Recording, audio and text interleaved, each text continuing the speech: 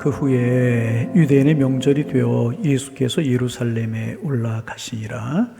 예루살렘에 있는 양문 곁에 히브리 말로 베데스다라는 곳이 있는데 거기 행각 5이 있고 그 안에 많은 병자, 맹인, 다리 저는 사람, 혈기 마른 사람들이 누워 물의 움직임을 기다리니 이는 천사가 그 못에 내려와 물을 움직이게 하는데 움직인 후에 먼저 들어가는 자는 어떤 병에 걸렸든지 낫게 되밀어라. 거기 38 된 병자가 있더라. 예수께서 그 누운 것을 보시고 병이 벌써 오래된 줄 아시고 이르시되 내가 낫고자 하느냐? 병자가 대답하되 주여 물이 움직일 때에 나를 못에 넣어주는 사람이 없어 내가 하는 동안에 다른 사람이 먼저 내려가나이다. 예수께서 이르시되 일어나 내 자리를 들고 걸어가라 하시니 그 사람이 곧 나와서 자리를 들고 걸어가니라. 이날은 안식일이니 유대인들이 병 나은 사람에게 이르되 안식일인데 내가 자리를 들고 가는 것이 옳지 아니하니라. 대답하되 나를 낫게 한 그가 자리를 들고 걸어가라 하더라 하니 그들이 묻되 너에게 자리를 들고 걸어가라 한 사람이 누구냐 하되 고침을 받은 사람은 그가 누구인지 알지 못하니 이는 거기 사람이 많음으로 예수께서 피하셨습니다. 그 후에 예수께서 성전에서 그 사람을 만나 이르시되 보라 내가 나았으니 더 심한 것 생기지 않게 다시는 죄를 범하지 말라 하시니 그 사람이 유대인들에게 가서 자기를 고치신 이는 예수라 하니라. 그러므로 안식일에 이러한 일을 행하신다 하여 유대인들이 예수를 박해하게 된지라. 아멘. 지난 한 주간도 잘 지내셨습니까? 늘 기도해 주셔서 저와 저희 가족들도 은혜로 잘 지내고 있습니다. 아무쪼록 2022년 한 해가 여러분들에게 행복하고 아름답고 평안한 복 있는 한 해가 되시기를 바랍니다. 얼마 안 있으면 이제 설 명절이 다가오는데 오늘 명절 이야기, 명절에 있었던 그런 이야기 좀 해보려고 합니다. 예수님께서 오늘 본문에 보면 명절이 되어서 예루살렘으로 올라가셨어요. 지금은 조금 달라지긴 했습니다만은 우리나라 사람들은 명절이 되면 도시에 살다가도 이제 고향으로 내려갑니다. 그래서 한바탕 귀향 전쟁이 벌어지게 되지 않습니까? 유대 사람들은 정반대입니다. 시골에 있던 사람들이 모두 소일은 예루살렘으로 명절이 되면 올라오게 되는 겁니다. 그래서 우리의 명절이 철저히 고향 중심이라고 하면 이스라엘 사람들의 명절은 철저하게 성전 중심. 예루살렘에 왜 왔느냐? 성전이 있었기 때문에. 저들은 철저하게 하나님 중심이고 성전 중심으로 살았습니다. 오늘 우리로 말하면 교회가 저들의 삶의 중심이었다는 것입니다. 중요한 일이 있을 때마다 예루살렘 성전에 모여서 예배하고 하나님을 만났습니다. 이것이 본문이 말하는 명절인 것입니다. 이 명절날에 예수님께서 예루살렘으로 올라오셔서 베데스다 연못이라고 하는 연못을 찾으셔서 38년 된 병자를 고치셨다라고 하는 것이 오늘 본문의 내용입니다. 명절이 되면 예루살렘에는 수십만의 인파들이 몰려서 인산인해를 이루고 서로 인사를 주고받고 축제를 즐기느라고 정신이 없었다고 이제 그래요. 이런 잔치 분위기 속에서 예수님께서는 조용하게 그곳을 빠져나오셔서 가장 외롭고 가장 불쌍하고 쇠된 사람들이 있는 베데스다 연못가를 찾은 것입니다. 사람들이 즐기는 이 축제 속에서 주님은 그 축제에 마음을 두지 아니하시고 쇠되고 어려운 곳에서 삶에 지쳐 쓰러져 있는 사람들을 찾아가셨다는 것입니다. 성경에 보면은 우리 주님은요 언제나 찾아가시는 분이셨어요. 탕자의 비유 정도를 빼고 나면 언제나 예수님은요 먼저 찾아가시는 그런 분이셨습니다. 본문에서도 예수님은 인생의 절망과 인생의 한숨을 끌어안고 씨름하는 그늘진 장소가 있음을 잊지 않고요 그들을 찾아가셨습니다. 다리 저는 사람들, 앞을 보지 못하는 사람들, 중풍병자들, 가난에 지쳐 야위고 삶의 고통스러운 사람들, 삶에서 버림받은 중환자들이 모여있는 베데스다 연못을 찾아가셨습니다. 여러분, 새해가 시작이 되었지만 무거운 인생의 짐으로 허덕거리며 나오신 분이 있지는 아니하십니까? 여러 가지 문제로 마음이 아프고 삶이 아파서 지친 몸과 마음을 가지고 이 자리에 나오신 분이 계시는 아니하십니까? 세상 누구도 도와줄 수 있는 사람이 없어서 위로움과 고독을 안고 베데스다를 찾는 마음으로 이 자리에 행여나 나오신 분이 있지는 아니하셨습니까? 오늘 이 예배를 통하여서 우리를 찾아오시는 주님을 만나시기를 바랍니다. 주님은 여러분을 만나 주실 것입니다. 그래서 오늘 본문은 이제 베데스다 연못가에서 일어난 사건입니다. 근데 예루살렘 성벽에는요 여러 개의 문이 있었어요. 동쪽에는 실로암으로 가는 샘문이 이제 있었습니다. 동쪽에는 샘문이 있었고요. 서쪽에는 망대문, 멀리 바라볼 수 있는 망대문이 있었고, 남쪽에는 예루살렘 성 안에 나오는 그런 쓰레기나 배설물 같은 것을 버리는 분문이 있었고, 그리고 오늘 본문에 나오는 북쪽에는 성전에 드려지는 양을 사고 파는 그 양들이 들락날락하는 양문이 있었습니다. 그런데 이 양문은요, 이스라엘 백성들이 바벨론 70년 포로 생활을 하지 않습니까? 그리고 포로 생활을 마치고 돌아와서 느헤미야가 성벽을 재건하면서 가장 먼저 수축했던 문입니다. 무너진 신앙을 세우고, 무너진 나라를 세우고, 무너진 백성들을 세우기 위해서 가장 먼저 한 것이 뭐냐? 양문을 만들었다는 것입니다. 다시 말하면 나라를 세우고 신앙을 세우고 백성들을 세우기 위해서 가장 필요한 것이 무엇이냐? 제사가 살아야 된다. 예배가 살아나야 된다. 그것이 느헤미야의 신앙이었다는 것입니다. 그래서 가장 먼저 양문을 수축했다. 여러분, 혹시 건강에 어려움이 있으십니까? 인간관계에 어려움이 있으십니까? 가정경제가 무너지려고 합니까? 내 인생에 무엇인가가 무너지려고 하는 것이 있습니까? 먼저 여러분, 양문이 수축돼야 되는 것입니다. 먼저 예배가 회복돼야 된다는 것입니다. 하나님과의 관계가 회복이 돼야 된다는 것입니다. 시험거리가 있고 문제가 있으면 예배부터 내려놓는 사람, 분주하는 일이 있으면 예배부터 내려놓는 사람이 있어요. 가정이 힘들다고 예배를 잃어버린 사람들이 있습니다. 죄를 지었다고 양문을 무너뜨립니다. 예배 자리에 떠납니다. 아닙니다. 그럴수록 양문이 수축되고요, 예배의 성공자가 되어야 되는 것입니다. 여러분, 주님의 이름으로 부탁을 드립니다. 올 한 해 무엇보다 예배가 회복되고 예배가 부흥될 수 있기를 바랍니다. 회복되고 부흥돼야 되는데 무엇이 먼저 회복돼야 되느냐? 예배가 회복되고 예배가 부흥돼야 된다. 바로 그렇게 양문이 이제 느헤미야에 의해 세워졌는데, 그 양문 곁에 베데스다라고 하는 연못이 있습니다. 우리 교회 교우들 한 30명 성지순례 갔을 때 베데스다 갔었어요. 그 양문을 지나서 이렇게 돌아가면 베데스다라고 하는 연못이 있는데, 베지라고 하는 말은 집이라고 하는 뜻이고 에스다라고 하는 말은 은혜라고 하는 뜻입니다. 그러니까 베데스다라고 하는 말은 은혜의 집, 자비의 집, 그런 뜻입니다.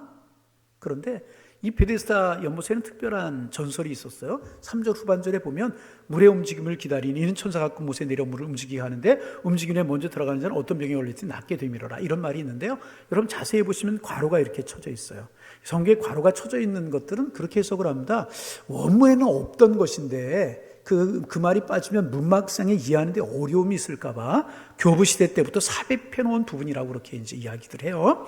그러니까 이 말, 천사가 내려서 가끔 연못을 휘지어 놓는다, 이것은 사실이 아니고 설명이라는 거예요. 전설이라는 것입니다. 아마도 이곳이 이제 온천이었던 것으로, 간헐천이었다고 이야기하는 분들도 계시고 학자들의 사이에서는 하여튼 온천이었다라고 하는 것에는 이제 의견이 이제 다르지 않습니다. 그런데 이제 이게 온천이니까 이제 물이 울컥울컥하고 끓어넘칠 때가 있는 겁니다. 그러면 이제 고대에 과학이 발달되지 않았던 시대였기 때문에 눈에 보이지 않는데 물이 소용돌이 치고 울컥울컥 끓어넘치고 그러니까 이 사람들의 생각 속에 전 천사가 그러는 것이다, 그렇게 생각을 했던 모양입니다. 그리고 그때 이제 어떤 사람이 들어가서 난치성 피부염이나 관절염 환자 같은 병자들이 나음을 얻었던 것 같아요. 그리고 이 사건 하나로 생긴 소문이 떠돈 거예요. 야, 저기에 들어가면 어떤 병에 걸렸지 낫게 된대. 아마 이렇게 사람들이 믿게 된 모양입니다. 근데 사실이 아니었던 것 같아요. 이때도 계속 사람들이 고침을 받고 물이 울컥울컥 넘치는 그럴 때 들어가면 고침받는 그런 일이 있어야 되지 않았겠습니까? 근데 낫다는 이야기는 없어요. 그런 거 보면 사실이 아니었던 것 같아요. 그래서 여러분, 언제나 제대로 가르치고 제대로 배우는 게 중요합니다. 재미나는 이야기 하나 있어요. 늘 궁금한 것이 많은 어린아이가 이제 교회 출석을 하게 되었는데, 한 번은 교회에 수족관이 있었던 모양이에요. 수족관 앞에서 이제 이렇게 놀게 되었어요. 놀다가 선생님이 이제 지나가셨나 봐요.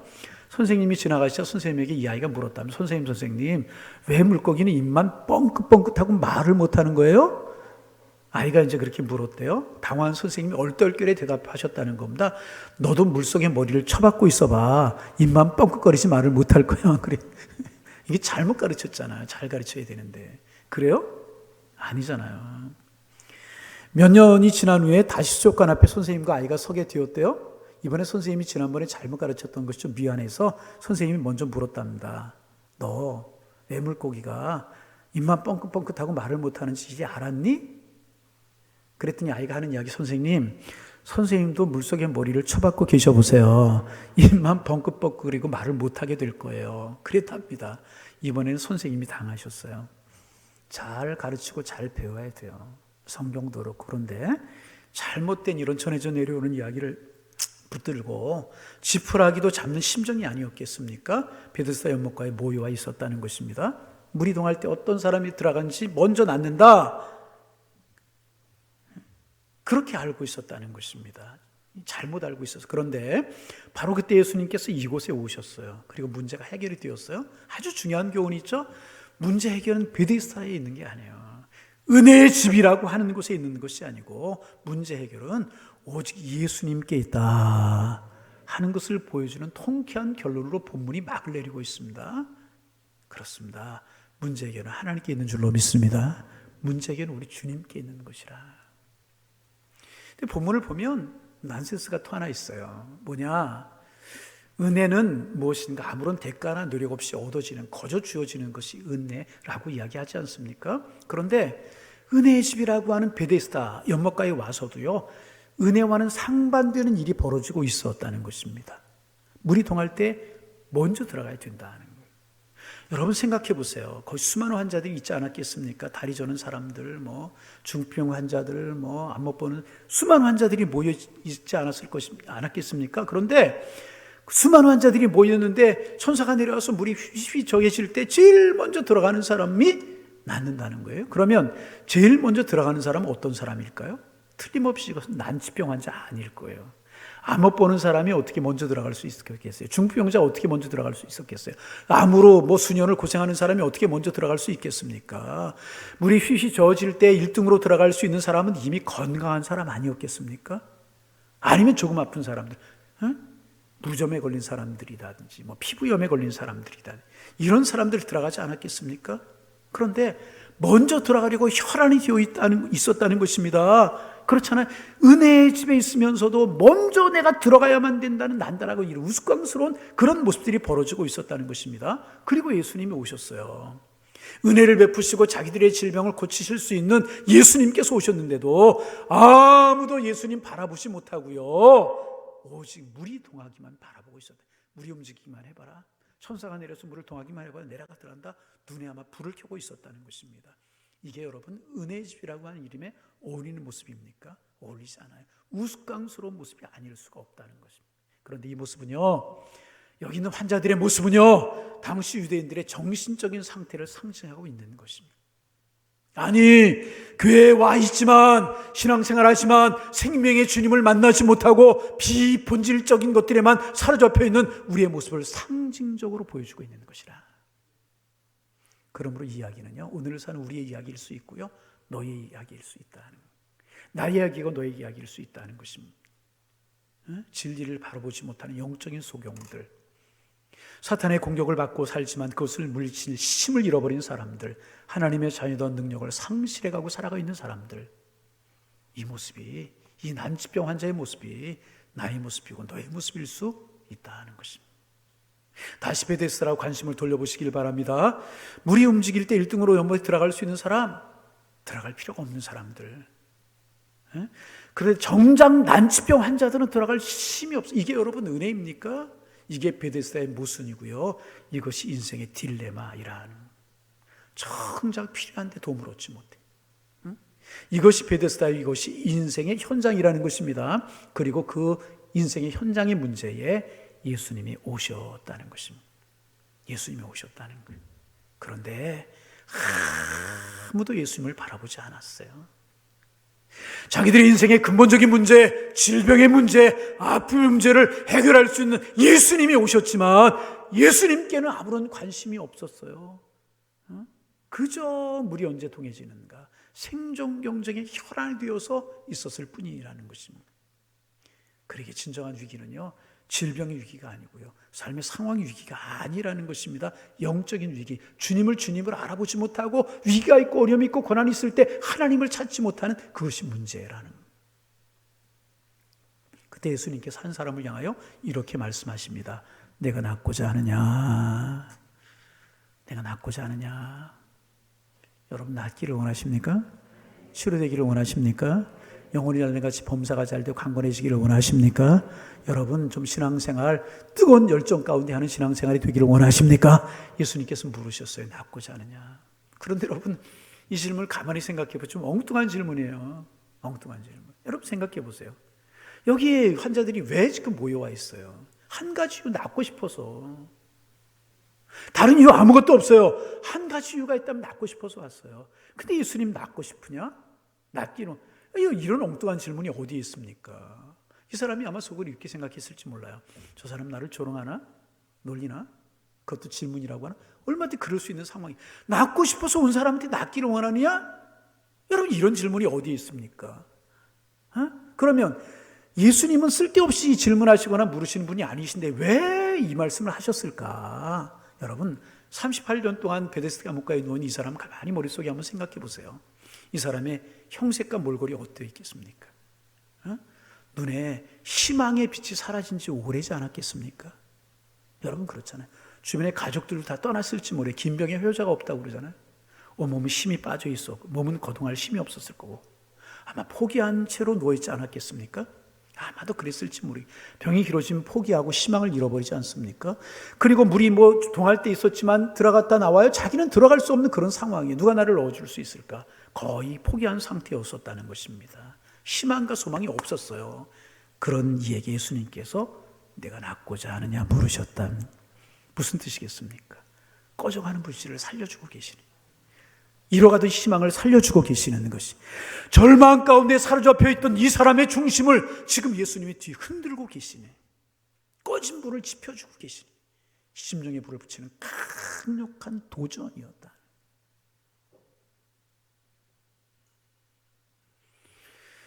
여러분 소원이 끌어야 변화가 되고요. 간절함이 있어야 복이 되고요. 일어날 수 있게 되는 것이라. 이제는 내가 변화되기를 원하고 이제 달라지기를 원한다면 내 속에 간절함이 있어야 되는 것이라. 주님, 내 심령이 주의 말씀으로 뜨거워지기를 원합니다. 내 입술의 기도의 소원이 끓어오르기를 원합니다. 주님, 나의 믿음에 불이 붙기를 원합니다. 내 영혼에 성령의 불이 타오르기를 원합니다. 이런 간절한 소망이 있어야 되는 것이라. 예수님께서 이 사람에게 그 열망을 심어주시고 그 불을 붙여주고 계시는 것이라. 낫기 전에, 치료되기 전에, 은혜 받기 전에 낫고자 하는 소원, 은혜 받고자 하는 소원, 치료되고자 하는 소망이 있어야 역사가 일어나고 기적이 일어나게 되는 것이라. 불을 붙여주고 계시니 여러분 이 불을 올해 지금 이 시간에 성령께서 우리에게도 붙여주시기를 원합니다. 이 은혜가 있어야 이 불이 붙어야 되는 것이라. 여러분 잘 아시는 이야기 좀 하나 하려고 그래요. 국민 볼펜으로 불리는 모나미 볼펜이라고 하는 게 있죠. 한두 자루씩 다 가지고 계실 겁니다. 볼펜을 만드신 분이 송삼석 회장이라고 하는 분인데 하나님을 잘 믿는 분이라고 그래요. 볼펜 사업을 해서 볼펜이 이제 잘 팔리게 되었습니다. 하나님이 축복하셔서 볼펜 사업이 잘 되자 신앙이 흔들리게 되었다는 것입니다. 하나님께 약속한 것을 지키지 못하게 되었다고 그래요. 그래서 하나님이 그분을 깨닫게 하기 위해서 손을 좀 대셨는 모양이에요. 사업이 어려워지고 부도에 물리게 되었다는 거예요. 이분이 이제 정신을 차리고 보따리를 싸들고 기도원으로 가서 눈물로 하나님 앞에 회개했다고 그러죠. 하나님, 내가 교만하였습니다. 사업이 좀 잘 되고 잘 나간다고 하나님과 약속을 잊어버렸습니다. 그래서 두 가지를 회개했는데 하나님 바쁘다는 핑계로 주일 성수하지 못한 거 회개합니다. 예배 소홀히 했습니다. 회개합니다. 둘째, 사업이 어려울 때는 11조 금액이 작아서 드리기가 쉬웠는데 사업이 잘 되니까 금액이 제대로 드리지 않았는데 하나님 내가 11조 제대로 드리지 못한 거 용서하옵소서. 이분이 눈물로 회개를 하면서 하나님 다시 한번 기회를 주옵소서. 다시 한번 기회를 주옵소서. 다시 한번 기회를 주시면 주일 성수 잘하고 11조 잘하고 철저히 하나님 섬기겠습니다. 눈물로 하나님 앞에 기도했대요. 하나님이 우리에게 은혜를 주셨습니다. 그래서 이제 다시 볼펜 사업을 시작했는데 그 볼펜이 바로 모나미 볼펜이었다고 그래요. 모나미라고 하는 말이 여러분 뜻 아십니까? 불어로 나의 친구다 그런 뜻이래요. 그러니까 여러 의미가 있겠죠. 예수님은 나의 친구다 그런 뜻도 있고 이 볼펜이 나의 친구다 그런 뜻도 있겠죠. 불어로 이제 나의 친구라고 하는 뜻인데 거기에 보면 153이라고 써 있었어요. 이거 뭔지 여러분 아시죠? 요한복음 21장에 나오는 말씀이죠. 예수님 멀리 갔던 베드로, 바닷가에서 밤새도록 고기 잡지 못했는데 한 마리 잡지 못한 베드로, 예수님 다가오셔서 우편에 그물 내려라. 내렸더니 고기가 많이 잡혀서 세어보니까 153마리였었어요. 그런 일이 있지 않았습니까? 거기에서 이제 착안을 해가지고 나의 친구 153, 하나님의 은혜, 뭐 이런 뜻으로 이제 모나미 153 볼펜에다 기록하게 되었다고. 이제 그래, 하나님의 은혜로 내가 다시 살아났다, 그래서 붙였다고 그래요. 그리고 이제 하나님 앞에 더 뜨거운 열망을 가졌다는 게, 무슨 열망을 가졌냐 하면, 주님 내게 기회를 주셔서 감사합니다, 감사합니다. 그런데 하나님, 이 볼펜을 50억 자루가 팔리게 해 주옵소서. 그렇게 기도했대요. 몇 자루? 50억 자루라고 그러니까 우리 개념이 잘 안 와닿아요. 우리나라가 몇 만이죠? 예? 남북 한합해서 몇 만이라고 그래요? 1억이 안 돼요. 1억이 안 되지 않습니까? 50억 자루가 어느 정도 되는 건지 여러분 상상이 가십니까? 지금 세계 인구가 얼마라고 그래요? 점점 더 어렵게 하지 말고 하세요. 그때가 1963년 5월이었다고 그래요. 그때부터 모나미 볼펜은 승승장구. 여러분 그런 생각 안 하셔서 제가 1부, 2부 시간에 이런 말씀 못 드렸는데 3부는 조금 시간 여유가 있으니까, 볼펜, 모나미 볼펜 제가 오늘도 못 가지고 올라왔는데 가만히 보시면은요, 멋있는 것도 아니고 뭐 특별한 특징이 있는 것도 아니에요. 그렇죠? 뭐 그래요. 그런데 여러분 모나미 볼펜이 없는 분이 거의 없잖아요. 여러분 집에도 몇 개씩 있죠? 없는 분 손 드세요. 제가 한 10자루 갖다 드릴게요. 그렇잖아요. 근데 그게 그렇게 많이 팔린다는 거예요. 이거 하나님의 은혜 아니겠습니까? 저는 그렇게 생각해요. 하나님의 은혜 아니면 모나미 볼펜을 그렇게 많이 쓸 이유가 없잖아요. 얼마나 좋은 볼펜들 많아요. 50억 자루 팔리게 없어서. 그런데 이게 몇 년 전에 통계일 것 같아요. 지금은 얼마나, 아마 한 1, 2년 전에 통계가 아닌가 싶은데 36억 자루가 팔렸다고 그래요. 이럴 때 크게 아멘. 몇 자루요? 여러분 하나님 살아계시는 줄로 믿습니다. 하나님 우리 형편과 처지를 알아요. 우리 필요를 아시고 우리가 뜨겁게 열망을 가지고 기도하면 우리 기도를 들으시는 분이시라.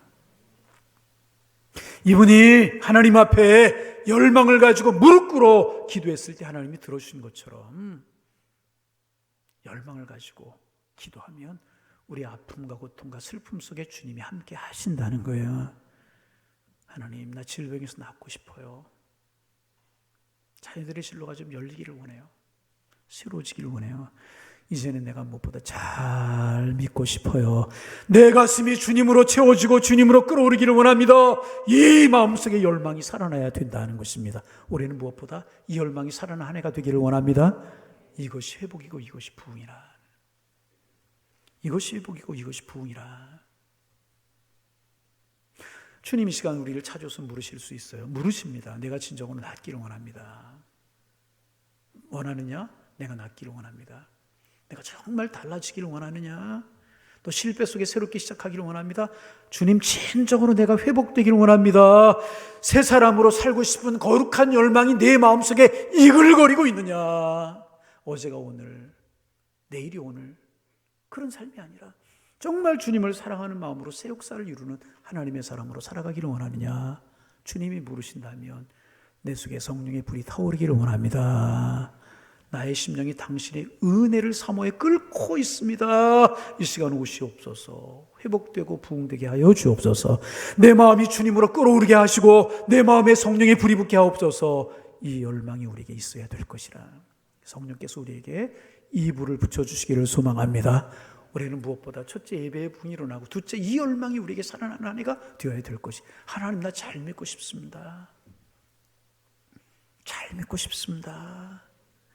아멘 할 때까지 잘 믿고 싶습니다. 이 아멘도 열망이에요. 아멘. 네. 나 정말 하나님과 교제하고 하늘의 비밀을 알고 영적인 축복을 누리는 어떤 시험이 와도 흔들리지 않는 강한 하나님의 사람 되기를 원합니다. 이 열망이 우리에게 있어야 될 것이라. 이 축복 하나님이 부어주시기를 원합니다. 근데 여러분 오늘 조금 이상한 게 있어요. 예수님이 낫고자 하니 물으셨으면 낫고 싶습니다. 낫고 싶으니까 여기 있죠. 도와주옵소서. 한번 걸어보다 죽는다면 소원이 없겠어요. 이래야 되는 것 아니겠습니까? 그렇잖아요. 아니면 나에게 물이 동할 때 좀 넣어주세요. 이래야 되지 않겠습니까? 근데 이 사람 뭐라고 그래요? 내가 내려가는 동안에 넣어줄 사람이 없어 내가 하는 동안에 다른 사람이 내려갑니다. 그러고 말아요. 이게 무슨 뜻입니까? 전에 나에게 와서 말 붙이는 사람도 있었고 이야기를 거는 사람도 있었지만 나에게 도움이 되는 사람도 없었습니다. 당신도 마찬가지일 겁니다. 이런 마음이라는 거예요. 이런 마음이라 이 사람.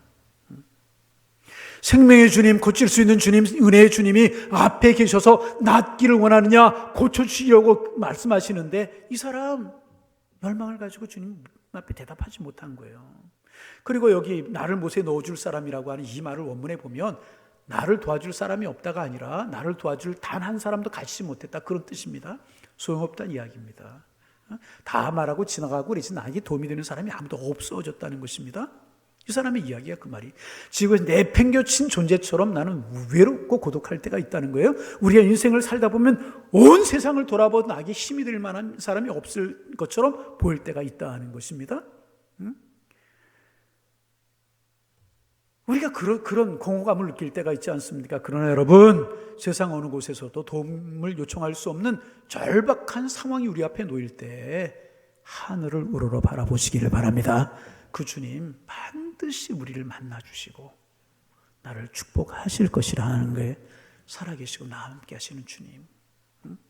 세상은 나를 못났다고, 내 문제 내가 알아서 하라고, 죄 있다고 우리를 비난할 수 있지만 하나님은 우리를 용서하시고 하나님 부족하다 아니하시고 우리를 회복시키시고 새롭게 변화시켜 주시는 사랑의 하나님이신 줄로 믿습니다.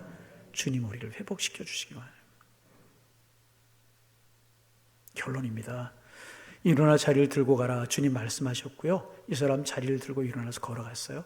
회복되고 치유되었다는 거예요. 새로운 삶을 살게 되었다는 거예요. 할렐루야. 여러분, 어떤 문제로 주저앉아 있습니까? 어떤 문제로 누워 있습니까? 어떤 문제로 절망하고 계십니까? 여러분, 일어나 내 자리를 들고 가라. 들려주신 주님의 음성 듣고 그 자리 들고 가라는 은혜가 있기를 소망합니다. 근데 이제 오늘 본문에서 두 가지 좀 묻고 싶은 게 있어요. 예수님, 그러면 왜 다른 사람은 안 치유해 주시고 이 사람만 고쳐주셨나요? 첫 번째 질문이고, 두 번째, 예수님 조금 기다리시지, 조금만 지나면 안식일이 지나가는데 그거 왜 조금 기다리시지 않고 안식일에 이 사람을 들고 가라고 고치셔서 그것이 문제거리가 되게 하십니까? 조금만 기다리셨으면 아무 문제가 없이 넘어가는 건 아닙니까? 이렇게 이야기할 수 있지 않습니까? 두 가지 질문할 수 있어요. 여러분, 오늘 본문에 나오는 자리라고 하는 것, 자리를 들고 걸어가라, 그 자리라고 하는 것은 지푸로 만든 일종의 깔개를 말한다. 깔개. 가난한 사람들이 침상이었다고 그래요. 이렇게 펼 수 있고 말 수 있고 작은 방석과도 같은 것이었다고 그래요. 그래서 환자들이나, 죄송한 표현이지만 좀 거지들 많이 사용하는 일종의 이동용 침구였다고 그래요. 그건 깔고 누워 있었잖아. 글쎄 잘 일어날 수도 없지 않았을까. 그것을 들고 걸어가라고 하신 거예요. 그러니까 안식일에 예수님께서 병을 고치신 것도 안식일을 범했다는 거예요. 그런데 그것을 뚫뚫 말아서 들고 가야 되잖아요. 그러니까 물건을 운반했다는 거예요. 그래서 안식일을 범했다는 거예요. 노동하지 말라고 그래 노동했다는 것입니다. 이런 것을 가지고 여러분, 신앙과 믿음 생활을 잘못하다 보면 이렇게 비본질적인 것에 이렇게 얽매일 수 있단 말이죠. 그런데 여러분, 가만히 보세요. 38년 환자 그런 거 의식하지 않았어요.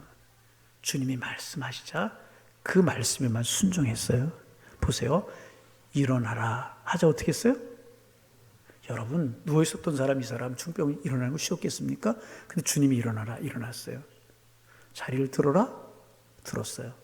걸어가라, 그래서 걸어갔어요. 이게 믿음이고 이것이 기적인 줄로 믿습니다. 순종했잖아요. 순종. 자기 돌아볼 수 있었잖아요. 이거 안식일인데 그럴 수 있었잖아요. 그렇지 않아. 이것이 회복이고요, 이것이 부흥이라는 거예요. 이 은혜가 우리에게 있기를 소망합니다. 주님이 가라 그러면 가는 거예요. 앉으라 그러면 앉는 거예요. 서라 그러면 서는 거예요. 아멘. 부담되세요? 아멘. 가라 그러면 가고, 서라 그러면 서고, 앉으라 그러면 앉고, 일어나면 누가? 주님이. 이게 부흥이고 이게 은혜고 회복이라. 그럼 가만히 보세요. 이 사람이 누워 있었는데 갑자기 치유돼서 일어나 자리 들고 걸어가요. 그러면 주변에 있었던 사람들은 어떻게 됐을까요? 예수님께 매달려야죠. 예수님, 아니면 선생님, 이보시오. 나도 고쳐주세요. 나도 치료해 주세요. 나도 걷게 해 주세요. 나도 깨끗하게 해 주세요. 매달려야 되는 것 아니었겠습니까? 한 사람도 매달리는 사람이 없었다. 참 아쉬운 장면이 그거예요.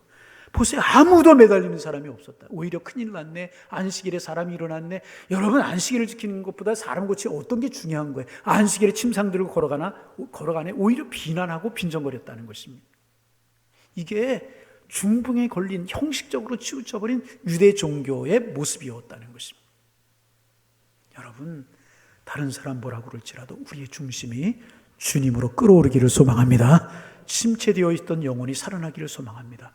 나 새로워지고자 하는 열망으로 내 마음에 성령의 불이 붙기를 원합니다. 불이 붙어야 되는 것이라. 자꾸 뒤로 물러서려고 하지 말고, 힘 있을 때, 건강 있을 때, 생명 있을 때 주를 위해 예배하고 봉사, 헌신하고, 주님, 나 같은 거 주님 백성 삼아주신 거 고마운데 나 같은 거 써주시니 얼마나 고맙습니까? 일어나겠습니다. 걸어가겠습니다. 침상을 들겠습니다. 우리의 고백이 되어지기를 소망합니다. 이런 열망으로 우리가 가득 차야 될 것이라. 가득 차야. 여러분, 한 2년 동안 이 코로나라고 하는 것, 지금도 이제 뭐 여러 가지 어려움이 있지만 참 이게 우리를 38년대 중풍병자처럼 눌러앉아 있게 만들고, 걷지 못하게 만들고, 뛰지 못하게 만들고, 참 그랬잖아요. 삶도 자유롭지 못해. 세상에 여러분, 가족들도 4명 이상 모이지 못한다는 게, 이런 이야기 한번 들어보셨어요? 가족들도 4명이 모이지 못해요. 명절 때도 이게 4명 이상 모이지, 이런 이야기 들어보셨어요? 식당에 가도 같이 식사하지 못하고, 또 예배도 마음껏 드리지만, 여러분 이런 거 경험해 보셨습니까? 우리를 한진병이 되게 만들고 중풍자 되게 만들고 눌러앉게 만들었던 것이 얼마나 많이 있습니다. 그렇잖아요. 지금도 자유롭지 못하는 것들이 있지만 우리의 영혼만큼은, 주님을 사랑하는 마음만큼은, 하나님의 은혜를 사모하는 마음만큼은 일어나기를 소망합니다. 짐을 들기를 원합니다. 걸어가는 하나님의 은혜가 있기를 소망합니다. 주님 우리에게 물으실 거예요. 내가 낫고자 하느냐? 여러분 뭐라고 대답하시겠습니까? 주님, 낫기를 원합니다. 새로워지고자 하느냐? 네, 주님 새로워지고 싶습니다. 너 복 받기를 원하느냐? 주님, 내가 주님 주시는 복 받기를 원합니다. 복을 받아서 크게 쓰임받고 드리고 나누는 복의 근원이 되기를 원합니다. 우리 가문이 잘 일어나고 내 자녀가 잘 되는 거 보고 싶습니다. 한국교회가 벌떡벌떡 일어나고 한국 경제가 살아나는 거 보기를 원합니다. 주님, 은혜를 허락하여 주옵소서. 우리 마음이 되어야 돼요. 상황이 변화되기 전에, 코로나가 떠나기 전에 먼저 우리의 마음에 뜨거운 불이 붙고 우리의 마음이 먼저 일어나. 하나님 하시면 하실 수 있습니다. 하나님 하시면 어려운 상황 가운데 우리 가정 하나님 복을 줄 줄로 믿습니다. 어렵지만 내 자녀들의 진로가 열려나갈 줄로 믿습니다. 우리의 예배가 부흥되고 내가 성령의 사람 되고 새로운 사람이 될 줄로 믿습니다. 이 열망이 먼저 살아나야 될 것이라. 하나님 회복시키시고 부흥케 하여 주옵소서. 이 열망이 우리의 마음을 뜨겁게 하고, 이 기도가 우리의 기도가 되어서 올 한해 우리 모두 다 어떤 자리, 경제적인 자리, 건강의 자리, 자녀의 자리, 어떤 것이 있을지라도 자리를 들고, 어떤 분들은 하다가도 자꾸 자리에 눌러 앉으려고 하는 분이 계세요. 그러지 말고 올 한해 자리를 들고 걷기도 하고 뛰기도 하는, 그래서 기쁘게 살아가고 감격으로 신앙생활하는 축복이 여러분 모두에게 넘쳐나는 한 해가 되실 수 있기를 주님의 이름으로 축원합니다. 축원합니다. 기도하겠습니다. 하나님, 무너진 망대가 회복되듯이, 양문이 새로 지어지듯이 예배생활, 기도생활이 부흥하게 하시고, 하나님 우리 속에 은혜 받고 싶습니다. 새로운 삶을 살고 싶습니다. 축복의 삶을 살고 싶습니다. 이런 열망이 살아나게 하여 주옵소서. 은혜를 주옵소서. 이 열망이 우리의 마음을 뜨겁게 하고 이것이 우리에게 기도가 되게 주님 인도하여 주옵소서. 올 한해 어떤 자리가 우리를 힘들게 했든지 그 자리 들고 일어나게 하옵소서. 물질 문제, 자녀 문제, 건강 문제, 인간관계, 직장과 생업의 문제 다 들고 걸어가는 한 해가 될 수 있도록 축복하여 주옵시고, 그 자리를 버리고 떠나는 한 해가 되게 도와주셔서 기쁨과 감격으로 주님 안에 살아가는 축복의 한 해가 될 수 있도록 인도하여 주옵소서. 예수님의 이름으로 기도하옵나이다. 아멘.